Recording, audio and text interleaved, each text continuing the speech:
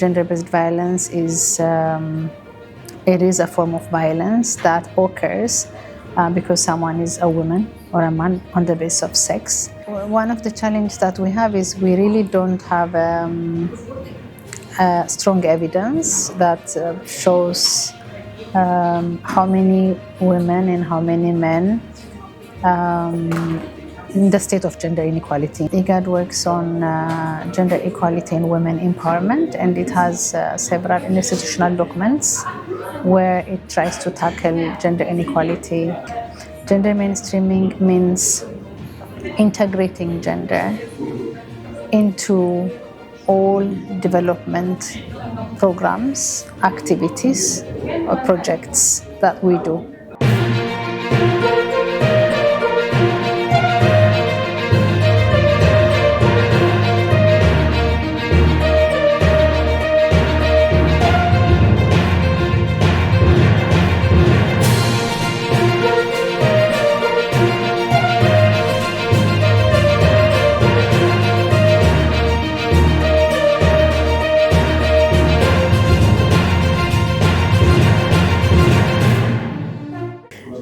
My name is Awotash Awotash, and I'm Ethiopian, as you could see. I work in IGAD now as a gender expert. I worked with IGAD for the last 3 years. Before coming to IGAD, I worked with different UN organizations, or also international and local organizations for the last more than 19 years. And specifically, I've been working on gender equality and women empowerment. So I picked interest on gender when I was doing my senior thesis at law school, when I was doing my LLM. So I took few classes and I was already interested because I see deep entrenched gender inequality in the community that I live in. So I thought if I do even my thesis on women's political participation, something on gender, then it will contribute and it will help me to kind of follow that path. So I did a research on women's political participation in 3 countries within the context of actually federalism, because Ethiopia is also a federal state. Then from there I started pursuing job on gender. So I worked in international organizations, main international development organizations in my country, in Asia, in Africa, and now IGAD. What does the work of a gender expert entail? Well, as if I tell you my experience as a gender expert, I worked on tackling barriers that are obstacle for women not to not to have equal opportunities on economic, social, and political sphere.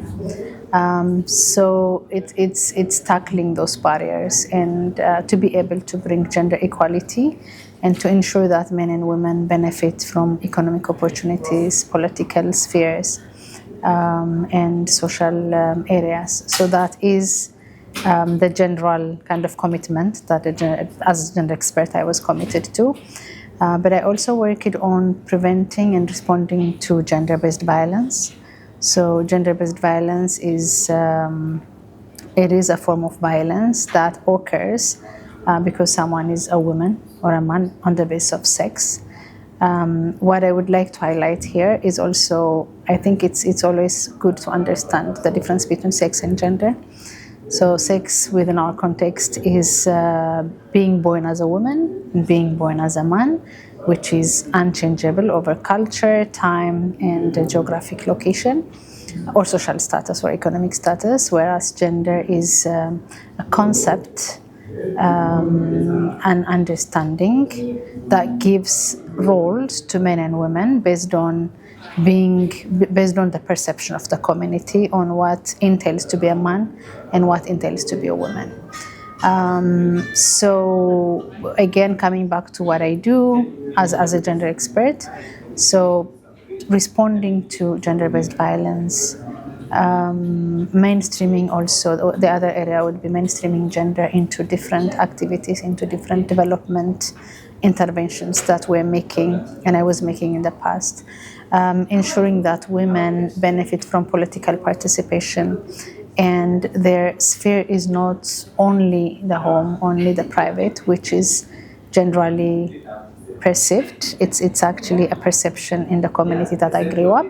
And in most countries that I work, in most African countries where I work, the general community perceives that women's role is the house, women's role is caregiving, supporting the family, taking care of the family, taking care of the elders, taking care of children, doing household chores, whereas men's role is perceived as public, making decisions, being dominant.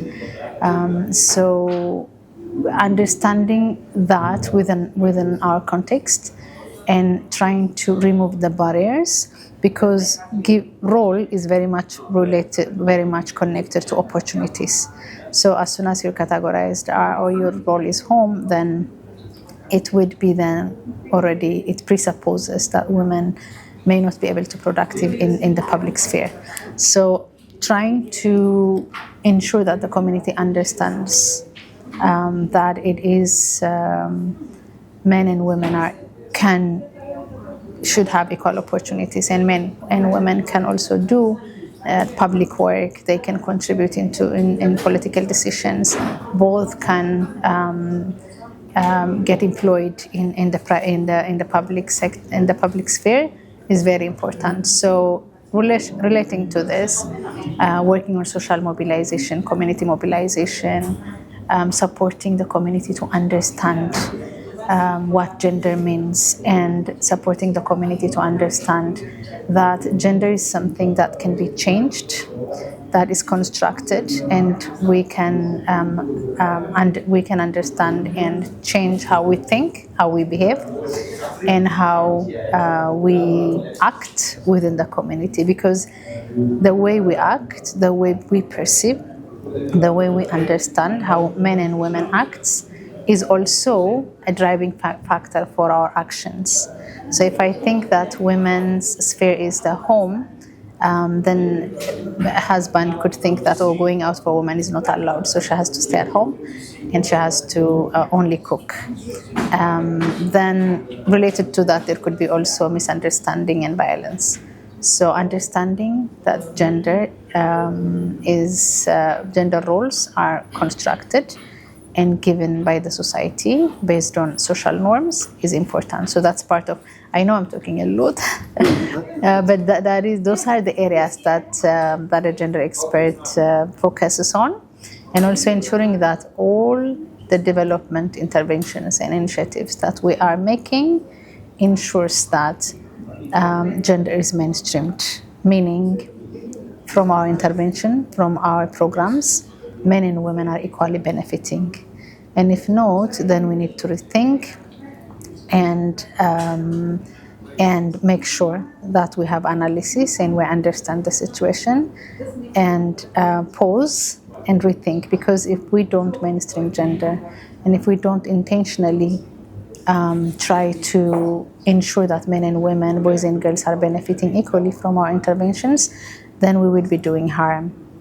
We would be perpetuating the existing gender inequality, and we would be also supporting the social norms that makes the community think that women and men are not equal in terms of economic opportunities. Could you explain the challenges as you see them?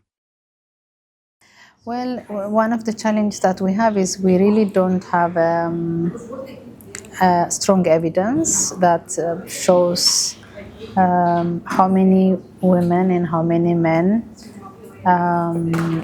in the state of gender inequality in general. However, I can tell you we estimate that, for example, 75% of women participate in 75% of food production in Africa, but when it comes to ownership and control, their role is very minimal. Also, when in terms of political participation, I would say there are some progresses because of the affirmative action that many countries are employing, a policy of affirmative action where there is quota and certain parliament seats should be taken by women. Because of those measures, some countries have advanced. For example, Rwanda, also in Ethiopia, and I think even Uganda and Kenya are good examples of providing opportunities for women using those affirmative action measures. So in terms of politics, in terms of political representation, I think it is okay, but not at a level where we expect. When it comes to economic opportunities and employment, we still lag behind. So a lot of the women are still facing a lot of barriers in accessing employment, in accessing resources, in controlling over resources, and owning. And if we look at businessmen and women in our region, we know that the majority of business owners and the majority of beneficiaries of business are men compared to women. So although we can't really substantiate it with strong evidence, but we estimate that gender inequality still persists in our region and in Africa as a whole. We need to understand the difference between gender equality and gender equity. So affirmative action measures, they are usually done to support the gender equality efforts that we're making by providing specific standalone opportunities and supports to women target groups. While when we say gender equality, we are trying to address the gender inequalities from the roots and trying to bring in equal opportunities and equal status for men and women and boys and girls. So, but in general, I would say gender inequality is a phenomenon in Africa, and it's one of the huge challenges in the region where we have to do a lot to overcome, and which takes time, of course. Please specify the kinds of barriers that are faced by women. It comes back to what we were mentioning as social norms. So it is the way our social norms are constructed is we give roles to men and women as a society, and we ascribe certain roles to men and certain roles to women. And that assigning that role already presupposes that women cannot perform well in some sectors, while men are good to perform at some sectors. So that is already the barrier where it inhibits women from achieving gender equality, from achieving those opportunities. So focusing on social norms change, understanding that women can do public work. Women also can, men and women are equal. Equality doesn't mean sameness. We're different in many ways. For example, women can bear a child while men may not. Women can be pregnant, right? That's what we mean, while men cannot get pregnant. So that is a biological difference.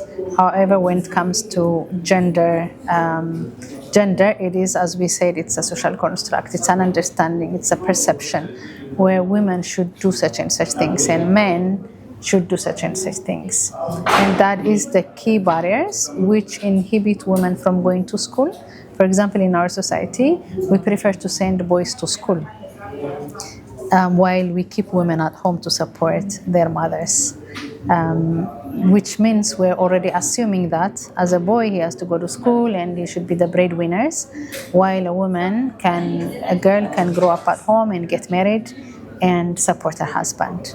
So that is the perception we need to try to change through community mobilization, awareness raising, as I said, including targeting the youth, which we can easily change their attitudes and behaviors. So those are the barriers. If you're not educated, then which means your opportunity is limited, because then the employment demands education. Political leadership demands a certain level of education. So if girls don't go to school, which means they are not educated, and if they are not educated, that means they can't go seek for work. So it's very much related to the way we think as a society, what women should do and what men do. How does gender-based violence impact equal opportunity for each gender? Gender-based violence is a huge issue for us, and it gets exacerbated during conflict because now the status quo would be challenged, and we already have perceptions within the community. We already have existing gender-based violence because of, again, the roles ascribed. But during conflict, then it gets worse, it gets exacerbated.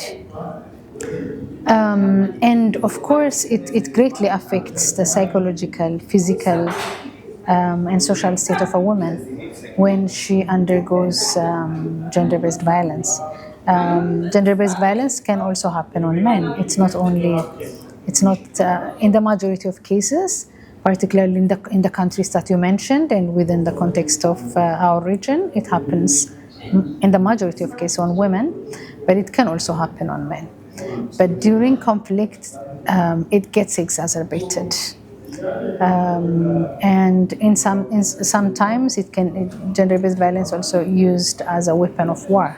We have seen this in the past in some countries. So it has a devastating psychological effect on women. It has physical effect. At the same time, it's also expensive. Violence has a cost, because then providing services to women who experience gender-based violence already demands investment. Although it is a challenge by itself, we're not providing the level of support that gender-based violence survivors should get, but it's also a cost. So it has so many consequences: psychological, physical, social, but also economical. Because governments have to invest on providing services to women who experience gender-based violence. If a woman is physically raped, then she has to go to a health clinic, get support, be treated, and she has to be psychologically treated. And the violence might even leave lifetime crisis, where she may not be able to easily cope up with it and reintegrate within the society quickly. Exactly, trauma. So because of that, violence is expensive, but it's very devastating on women. Could you speak to the programs and initiatives EGADI pursues to enhance gender equity? IGAD does a lot on gender. IGAD works on gender equality and women empowerment, and it has several institutional documents where it tries to tackle gender inequality within the IGAD region. The IGAD regional strategy itself provides a framework for gender equality and women's human rights promotion. Based on that, there are several also tools and strategies that IGAD uses to address gender inequality in the region. IGAD mainstreams gender into different projects and development initiatives. It also supports member states to mainstream gender and address gender-based violence through its peace and security initiative, peace and security projects. It provides, for example, awareness raising within IGAD. It also advocates for cross-learning among member states. Not only advocacy, but it also convenes cross-learning among member states where, for example, Ethiopia, Kenya, Uganda, all IGAD member states come together and discuss about issues of gender equality, gender mainstreaming, peace and security, and addressing gender-based violence within the framework of peace and security. So it does a comprehensive work on gender equality and women empowerment within IGAD itself, and as well as within its member states. You have mentioned gender mainstreaming several times. What is it? So, as we have mentioned, gender inequality is a challenge already. So, to bring in gender equality and to address gender inequality gaps, one of the key approaches we use is gender mainstreaming. Gender mainstreaming means integrating gender into all development programs, activities, or projects that we do on a day-to-day basis. Simple example, if you have a training, for example, one thing you can do to mainstream gender is to ensure that you have equal number of men and women in the room. That is gender mainstreaming.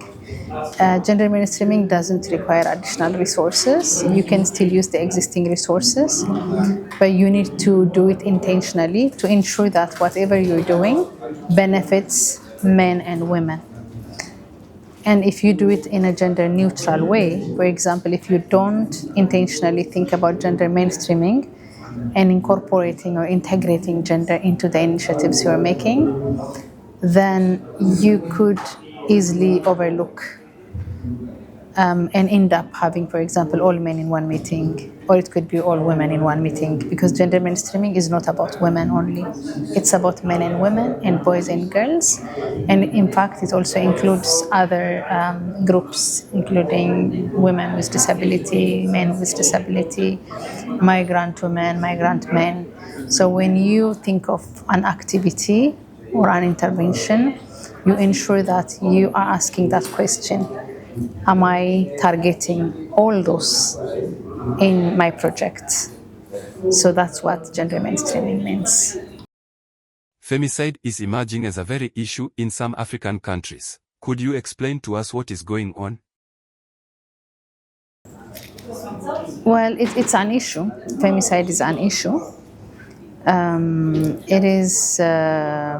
It could be related to violence. When women experience physical violence or rape,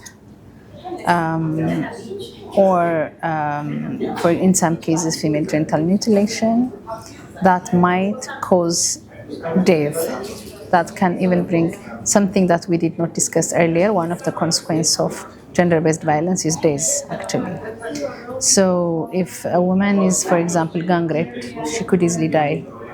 So, and in some places, there are also, I've heard, there could be also femicide because of honor. So there could be honors killing. For example, if a woman goes out and she's not keeping her virginity until she's married, then she would bring shame. And that could lead to for murdering women. So there are different causes, but mostly violence against women and girls could lead women to die. The trend in most African countries is to appoint women as gender ministers. What are your views on this issue? To address the issues of gender, the ministries can have either a woman or a man. What's important is to understand the issue within the country's given context and address the gender inequalities and address structural barriers, the barriers that we have mentioned earlier, addressing gender-based violence and addressing gender inequality. And in fact, it does not have to be a woman minister where she would address issues of gender. So it could be a man, it could be a woman, because as we mentioned, gender is not about women. Gender is about men and women. So in the majority of cases, I believe it's somehow misperceived.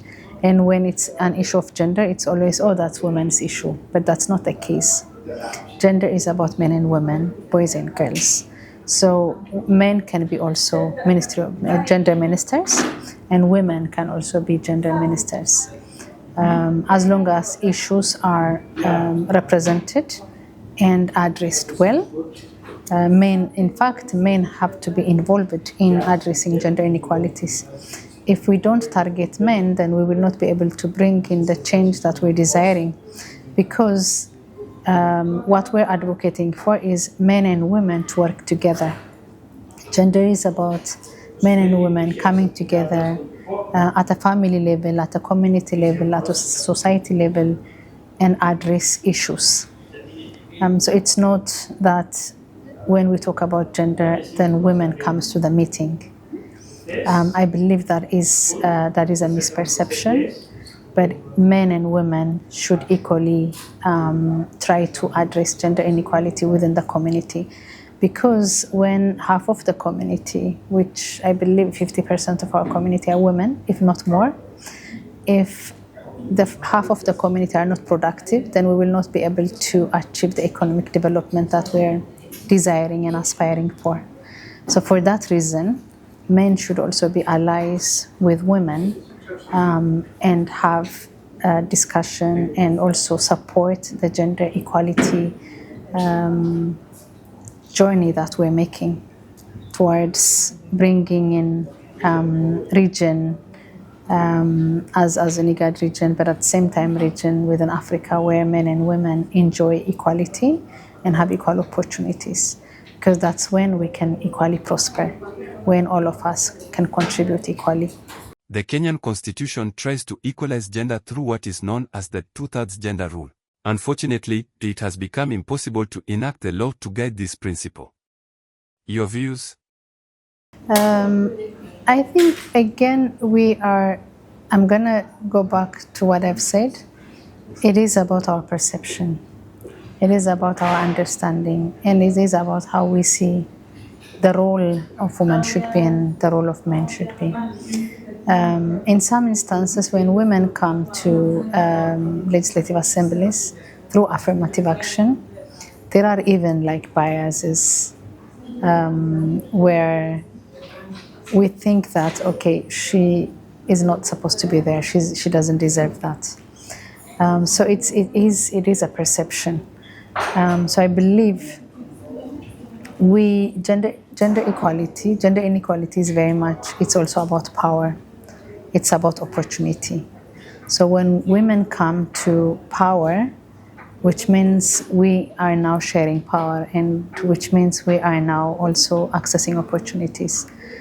So because of the perception we have that men are leaders, but women are more caregivers, because of that, I believe there would be resistance, even in many countries of Africa. There is resistance to gender equality because of the perceptions we have here. Why do you think there has been less than 5 women heads of government in Africa? Because of the barriers we have talked about. Women are not educated. What I would add is we don't even have much women in power where we will be inspired to become a women leader. Because when we have women representation in the parliament, the young women would aspire for it. They would see examples already. They would see their own people who admire in the political leadership. Then they would aspire. They would consider being a politician at some point. But because we don't have many, and the examples we have are not the best, then that again goes back to saying that, okay, should I really pursue political leadership, or should I consider doing something else? Because of the barriers again, because small number of women go to school. In fact, they go to elementary, then there would be dropout, and by the time they go to high school, the number would be less. And by the time they go to university, it's even less, because you teach in the university, and I believe you understand how many women and how many men are in your classrooms in each field of study. So it very much is determined by the way we think, and because of those barriers. and educational barriers. Because of that, we don't have enough number of parliamentarians and political representatives.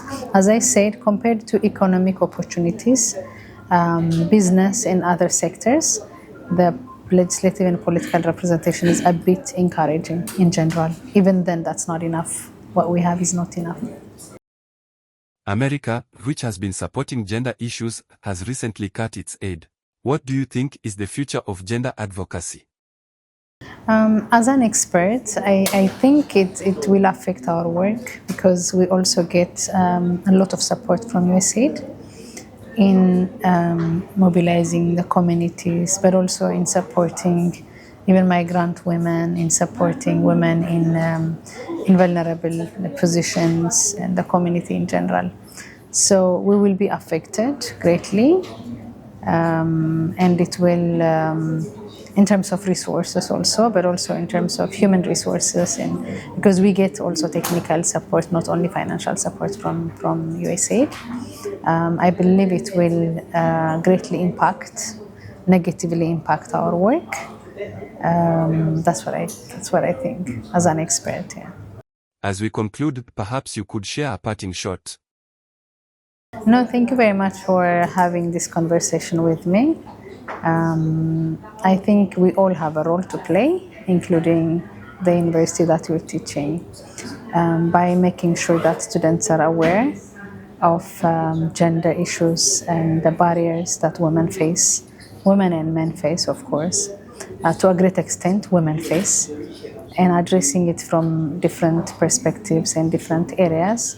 So I believe you and also the university you are teaching would play a role in addressing issues. I believe communication is a very important tool in supporting the community to understand the issues and how to address it, because we all, men, women, individuals, the community, have a role to play to ensure that we achieve gender equality at some point.